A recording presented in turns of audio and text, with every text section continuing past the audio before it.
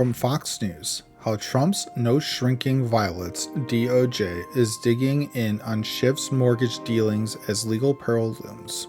The U.S. Federal Housing Finance Agency flagged Schiff for allegedly falsifying documents, claiming 2 homes as his primary residence to snag better loan terms. Cornell law professor William Jacobson says the DOJ is combing through Schiff's paper trail, looking for hard evidence of mortgage fraud. Schiff's Maryland home and California condo are at the center of the probe, with records dating back over 20 years under scrutiny.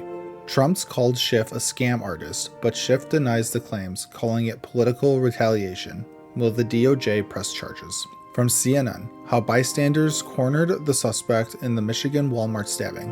42-year-old Bradford Gill randomly stabbed 11 people in Traverse City, Michigan before fleeing to the parking lot.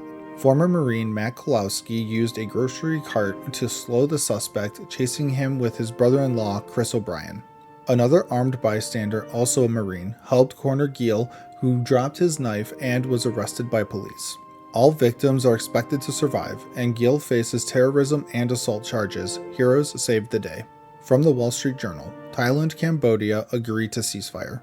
5 days of fighting over ancient temple sites left 38 dead and displaced 300,000 along the disputed border. Malaysian Prime Minister Anwar Ibrahim announced the unconditional ceasefire after talks with Thai and Cambodian leaders. Trump's push for a truce tied to tariff threats brought both nations to the table, but some doubt it'll last. Tensions remain high, with Thailand's military questioning the ceasefire's strength. Can peace hold? From CBS News, Trump voices frustration with Putin, says ceasefire deadline will shorten. Trump cut his 50-day deadline to just 10 to 12 days, citing Russia's ongoing attacks on Ukrainian cities like Kyiv. He's threatening 100% tariffs on countries trading with Russia if Putin doesn't agree to a truce soon. Trump also announced a US-EU trade deal and plans to send more food aid to Gaza's starving children. From global conflicts to trade wins, Trump's shaking things up. Will Putin comply? From The Guardian, Trump says he does not endorse Netanyahu's claim there is no starvation in Gaza.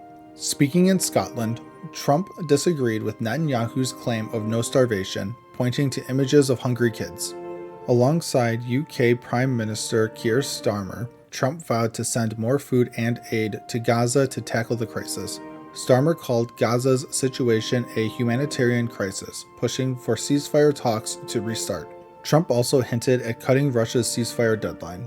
Can he drive global change? From USA Today, Trump and EU reach trade deal ahead of looming deadline. Meeting in Scotland, Trump and EU leader Ursula von der Leyen agreed to a 15% tariff on most EU exports. The deal includes $600 billion in EU investments in the US and $750 billion in US energy purchases. EU leaders like Germany's Merz says it averts a costly trade conflict, bringing stability to both economies. Trump's reshaping global trade, but China and others face looming tariffs. What's next? And as always, thank you for the like, comment, and subscription.